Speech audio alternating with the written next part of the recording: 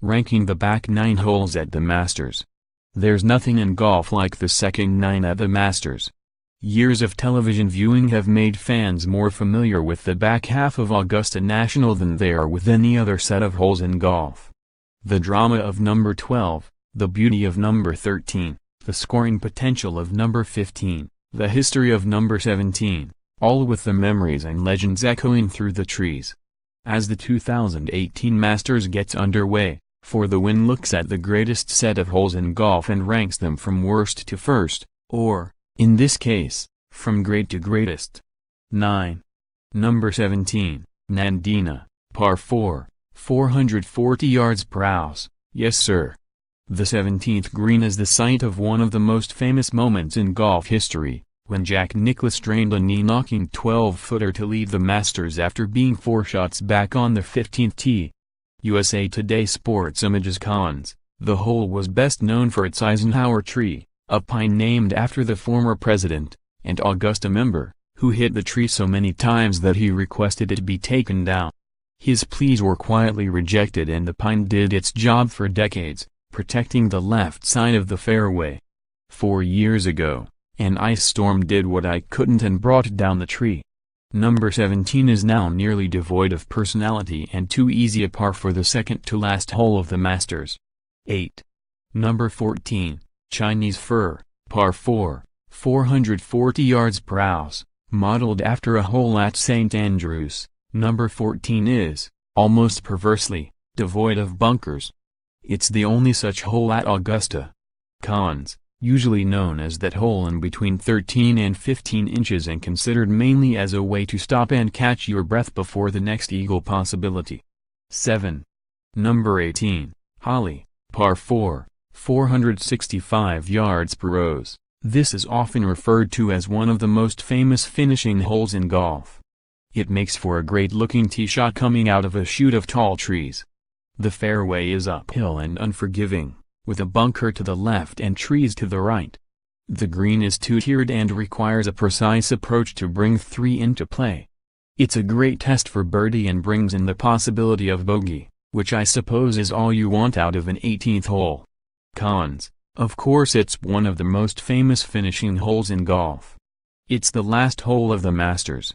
This could be a flat hole with a burned-out fairway, no hazards, a punched green and a clown's mouth at the end and it'd still be one of the great finishes in golf. But if number 18 were, say, number 11, would people still like it as much?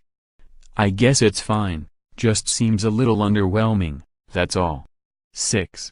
Number 10, Camellia, par 4, 495 yards per rose. It's a test coming right off the turn. Augusta doesn't let players settle into either 9. The first holes on each are rated the hardest, with number 10 traditionally playing as the most difficult hole in Masters history.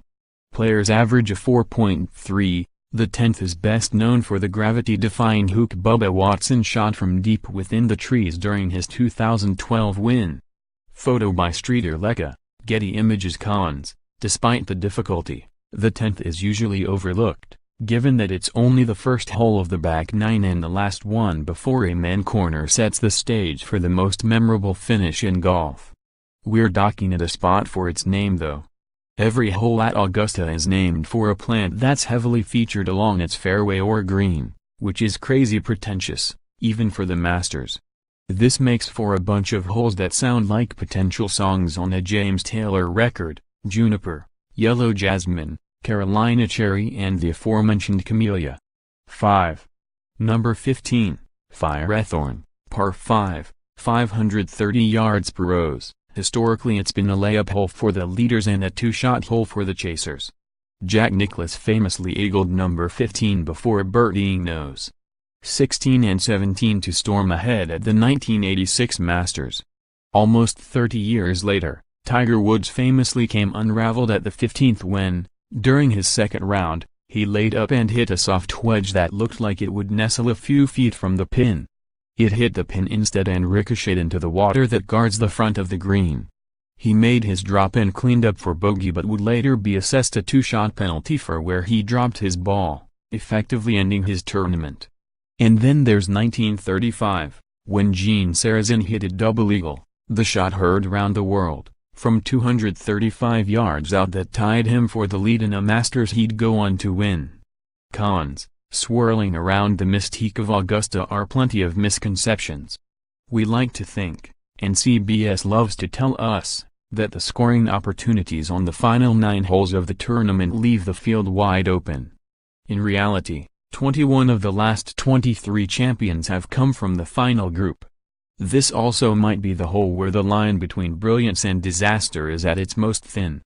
Drop your wedge shot at one spot on the green and it'll funnel toward the hole for a straight-ahead birdie putt.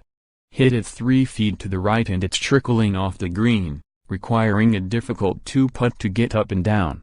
4.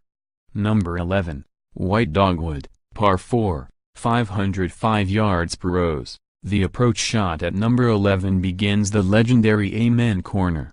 If the distance doesn't scare you, at 505 yards, it's the longest par 4 at Augusta, and the narrowness of the fairway isn't a problem. It is, the undulation and distance drops will present issues for any golfer.